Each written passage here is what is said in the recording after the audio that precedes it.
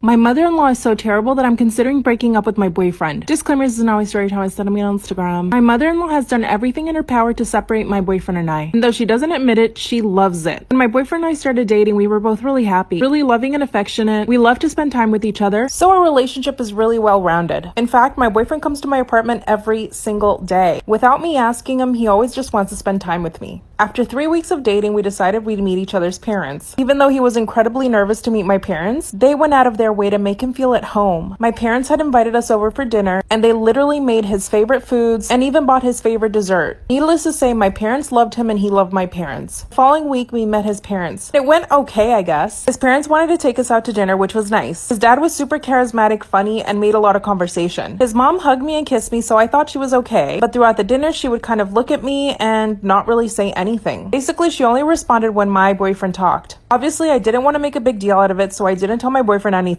Next day, I get a text message from my mother-in-law. She asked me to have lunch with her. Just the two of us. Part 2 is up. My mother-in-law is so terrible that I'm considering breaking up with my boyfriend. Disclaimer, it's not my story time. I sent me on Instagram. When she asked me out to have lunch by ourselves, I said yes. During the lunch, she took me to this really fancy restaurant, and she did not tell me that it was so fancy. So I showed up in jeans and a cardigan. As soon as she sees me, she says, "Oh, why didn't you wear a dress?" I told her I didn't realize the restaurant was so fancy, and I apologized. She said it was okay and for me to sit down quickly. By the way, my boyfriend's family has a lot of money, so she's accustomed to the, nicer things in life. Not so bad sitting in that restaurant with my cheap jeans and my cardigan, while everyone else was in dresses and beautiful sandals. We made small talk and it was actually kind of nice. After we ordered, she started asking me questions though. She started asking me how many boyfriends I'd had in the past, what my friends were like, and she even asked me how much money I earned per year. She was clearly trying to find out if I was only interested in her son's money, which no, I'm not. Then she asked me if I wanted to have kids. I mean, this isn't even a conversation that I've had with my boyfriend yet, so to have it with his mom felt just strange. I told her in the future I definitely wanted to have kids, but not anytime soon. That's when she said that's such a shame. I want grandchildren within 2 years. I laughed and told her that her son and I hadn't even spoken about marriage. We hadn't been together very long. When the bill came, of course I offered to pay for it, but she said, "No, darling, that's okay." But when she looked at the bill, she said, "Wow, that's a lot." Mind you, she was the one ordering the expensive drinks. An hour later, I got a text message from my boyfriend. He said his mom came home crying after having lunch with me. She told him that I was rude to her, that I didn't offer to pay. Part 3. My mother-in-law is so terrible that I want to break up with my boyfriend. Disclaimer, is not my story time. Was sending me on Instagram. That's when my boyfriend told me that his mom came home crying after she had lunch with me. She said that I didn't offer to pay for the bill and that I was rude to her. Of course, I quickly defended myself and told him that never happened. I did offer to pay for the bill. He told me that I needed to give her some time. So a few days later, I went to their house and apologized to her personally. I told her that I was sorry if I had done anything to offend her. She told me that I just needed to be a little more sensitive. So after that, I did not speak to her at all. But she noticed every time I would go over to their house, she would make comments about my clothes, my hair. On one occasion, she hugged me and grabbed my arm. That's when she said, "Wow, from far away, it looks like you're thin, but you don't feel very thin." I laughed hysterically. Obviously, she wanted to hurt my feelings, but I just thought it was funny. One occasion, she brought up my boyfriend's ex, only to insinuate that I wasn't as pretty as her. I laughed at her comment and didn't say anything. She once came over to my boyfriend's apartment while I was cooking and literally proceeded to take over and judge everything that I was doing. She told me that my food was too plain and that she felt bad for my boyfriend, and that obviously he had lost weight because of how terrible my food was. The last straw was when she told my boyfriend that I was talking to somebody on the phone. I told my boyfriend I was talking to my mom, and she told him that she thought it was a man. I know it's not my boyfriend's fault, but he always sides with her. I'm always at a loss. What should I do? My boyfriend is moving in with his girl best friend and I don't trust her one bit.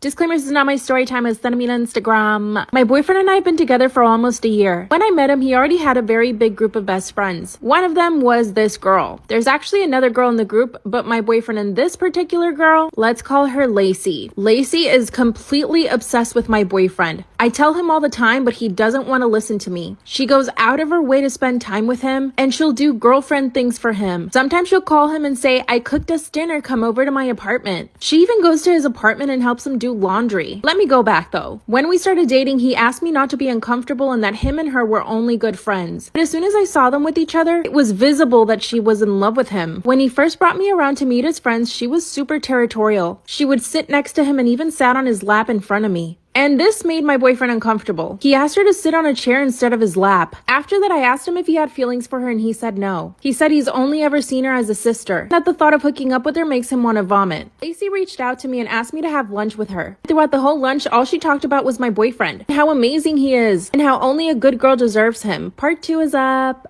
My boyfriend is moving in with his girl best friend and I don't trust her. Disclaimer, this is not my story time. I was sending me on Instagram. When her and I went to lunch, all she talked about was my boyfriend. That's when she started saying things like, he only deserves a really good girl. That's when I was straight up with her. I told her that he had already chosen me because he loved me and that I didn't need her to tell me what my boyfriend needed. You guys should have seen the look on this girl's face. She was shocked that I would defend myself and even talk back to her. Then she said, oh my God, I'm so sorry. I didn't mean to make you feel bad. I told her that I didn't feel bad and that I knew what she was doing.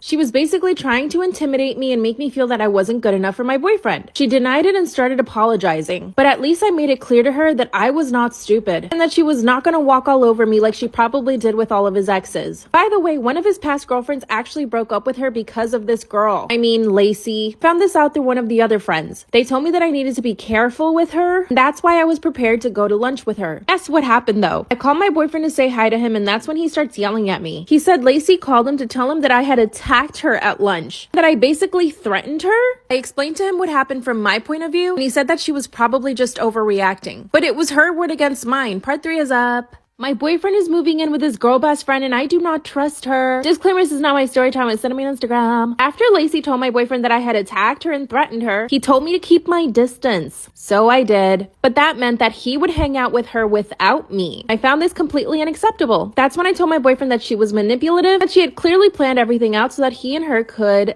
be alone. Then I told him that his ex-girlfriend left him because of her. He told me that I didn't know the full story and that I should mind my own business. That's when I noticed that he wouldn't come over to my apartment every day. And guess why? His best friend Lacey told him that she had a stalker and that she needed my boyfriend to stay over her house so that she could feel protected and safe. I just can't. I told him that she was clearly manipulating him and probably lying about the stalker situation so that he could spend more time with her. And just like that, 2 days later, he told me that they were moving in together and that she miraculously found an apartment big enough for the two of them. In 2 days? I don't think so. I think she had been planning this the whole time. And my boyfriend is just stupid enough to fall for it. I told him if he moved in with her that he should just forget about me. He begged me not to leave him, so I guess I'm still his girlfriend. He's still debating whether or not to move in with her. He says he doesn't want to lose me, but he wants to be able to be there for her. I think I should break up with him, but maybe there's another solution. What do you guys think I should do? It's True Crime Thursday, so let's talk about one of the worst moms in history. China Arnold was a 28-year-old mom who microwaved her 28-day-old baby. Here are the train of events that led China to microwaving her baby. August 29, 2005, China Arnold and her baby father, Terrell Talley, got into an argument in the middle of the night, allegedly. They were arguing because Terrell did not believe that he was the father of China's baby. During this argument, Terrell confessed to sleeping with a neighbor, and China was drunk during this argument, and that set her off. This angered China to the point where she put her baby in the microwave for more than 2 whole minutes. She later on said that she microwaved her baby because she was drunk and she was afraid that Terrell might find out that he wasn't the baby's father. DNA tests later on concluded that Terrell was in fact the baby's father. Later on, she took her baby to the hospital and the baby died in the hospital the next day. So the hospital got the police involved. Investigators found that the burns on the baby were very similar to a case they had worked where a baby had been microwaved. What's even more disgusting is she got witnesses to lie for her and say that they saw China's nephew put her baby in the microwave. But China's nephew had an alibi, and so they charged China and sentenced her to life in prison. Story time of how I found out that my mom was actually my older sister. My older sister never really liked me as a child. We were never close. I never knew why, but I was guessing it was because of the 10-year age gap. But I'm pretty sure she hated me because she couldn't even look me in the eye. I cannot make this up. She would not look me in the eye. But she never really talked to my parents either. She kind of just kept to herself all the time. Sometimes I have vivid memories of when we were younger and she would always be arguing with my parents about something, and I always thought it had something to do with me. Well, I was right. It had everything to do with me because eventually my sister turned 18 and she moved out. For 2 years, I didn't talk to her at all. I honestly don't even think I had her number saved, and I'm pretty sure that she didn't have mine. Well, 2 years later, and I was 10 at the time, she reached out to me via social media. I'm not sure how she found my Instagram name, but it was just my name, so she probably just typed that in and found me. She DM'd me and told me that she wanted to talk about something very important and that she would like to talk over the phone. So we exchanged numbers and we called that same night. And she told me that when she was younger, my dad had taken advantage of her and gotten her pregnant and had me. This is part 2 of how I found out that my mom was actually my older sister. So like I said, my older sister had reached out to me via social media and told me that she was actually my mother. And so after we got off the phone that same night, I lost it at dinner and I went off on my parents and I screamed at them. And I told them that I would go to the police and tell them everything, and I would tell them the truth unless they just let me live with my older sister. And they try to explain themselves, and their reasoning was that they wanted to keep the family together because of their traditional values, and it would have just made their lives a lot harder going through all the court proceedings, so they just kept the family together. And so they clearly didn't want me to go into the police, so they said that I could go live with my older sister. So she came to get me, but she lived in a different state, so it kind of took a while. I still had to stay in the house for like a week or so before she came, but I packed all my stuff and I was ready to go. And when we went back to where she lived, we immediately called the police and told them everything. Fast forward a little bit, they did some DNA testing. My sister's DNA matched as my biological mother's, and then my dad was my biological father, and they saw how the ages just didn't match properly, so they took my father to jail. My boyfriend thinks I'm disgusting for having periods and refuses to touch me or even have sexy time. Disclaimer, this is not my story time. It was sent to me on Instagram. My boyfriend and I have only been dating for 3 months. We met on a dating app. He works in financing and I own my own business. He's 28 and I'm 22, but he is so not mature. When we first met, he came across as a really intelligent guy. After 6 dates, he asked me if I wanted to be his girlfriend and I said yes. I did feel like he was rushing into it a little bit, but I decided to take the risk. A few days after he asked me to be his girlfriend, I mentioned to him that I was going to get off the pill. I was having a lot of hormonal problems and the pill was probably causing it, and I knew that this was going to make my periods really heavy again. Well, when I said this to him, he said, "Wow, that's disgusting." Then he said, "My ex never had periods because she was always on the pill."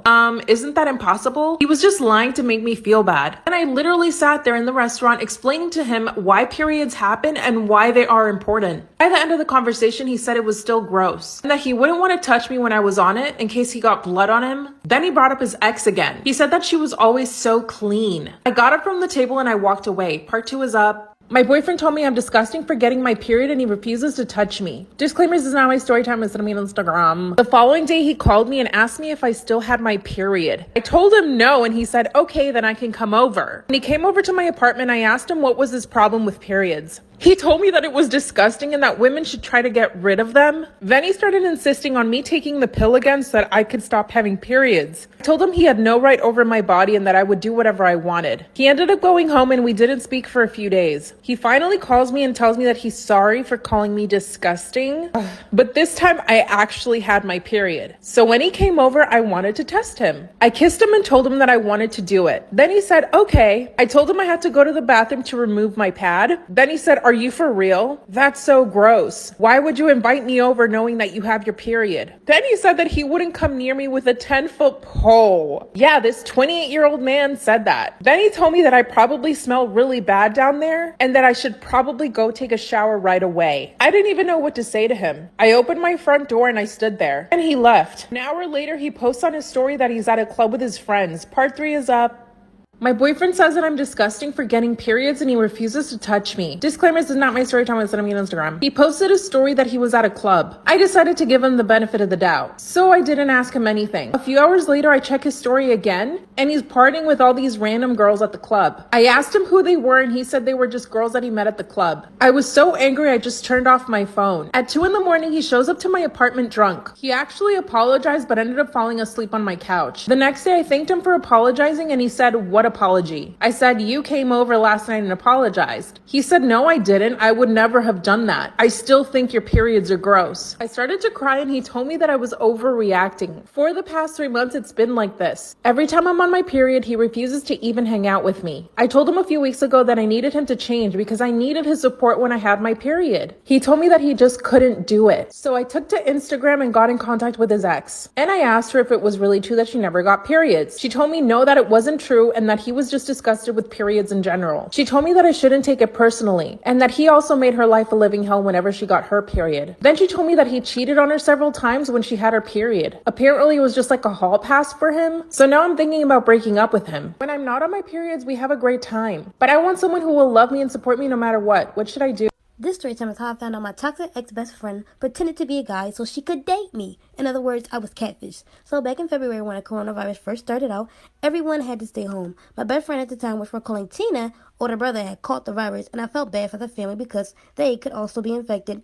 Me, on the other hand, I live with my older sister who recently had my niece and my 2 grandparents. I told Tina the only way we'd be able to talk was through phone and call and text messages. because I was afraid that she would infect me and I would infect my family.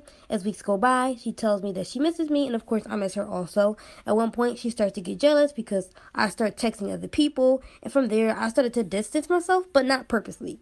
One day, I get a DM from this really cute guy, which we're calling Bryson. He came up with a corny line, but I thought it was cute. He was really nice, and we talked as though we knew each other for years. As the number of cases of coronavirus go down, I tell him we should go on a date. Guys, this is when it gets weird. This is part 2 of how I found out my toxic ex-best friend pretended to be a guy so she could date me. So after we talked for about 4 months, I tell him that we should go out and finally meet face to face. He's like, I don't know yet. If I go somewhere, I like to take you somewhere really nice, so I might have to save up. I was like, we don't need to do anything fancy. I just want to finally meet you. He's like, I need more time. So I was patient and waited a whole month. I told him, let's meet. He's like, I'm not ready yet. And I said, if we don't go out this weekend, then I'm done talking to you. So he finally agreed to go to the movies with me. When we finally meet, I was so surprised because he was short. I expected him to be taller by now. His pictures looked like he was taller. He had a black hoodie on and his face was partially covered up. I was like, are you good? His voice was raspy. He says he lost his voice. When the movie was over, we got up and left the theater. When it was time to leave, we gave hugs and he kissed me. As he's hugging me, I feel breaths. It gets really weird after this. Part 3 will be up soon. This is part 3 of how I found out my toxic best friend pretended to be a guy so she could date me. So after the movie was over, we stepped outside and I said goodbye. He hugs and kisses me and I immediately feel breasts. I'm like, what the? And it pushes him away and his hoodie flew off. Well, her hoodie fell off. I found out that this guy was my best friend, Tina. I'm like, what the hell, Tina? Why are you here? She's like, I'm so sorry. I asked her again, why are you here? She then explains to me that she pretended to be the guy I was talking to because she wanted to get closer to me. I was freaked out because I thought I was talking to someone else this whole time for 5 months. I got so wrapped up over this guy that didn't even exist and told things to that I never told anyone. But then I got so disgusted because I couldn't believe my own best friend would do that. And I feel like if we never met, I probably would still be talking to this fake man. At the end, I completely blocked her and stopped being her friend.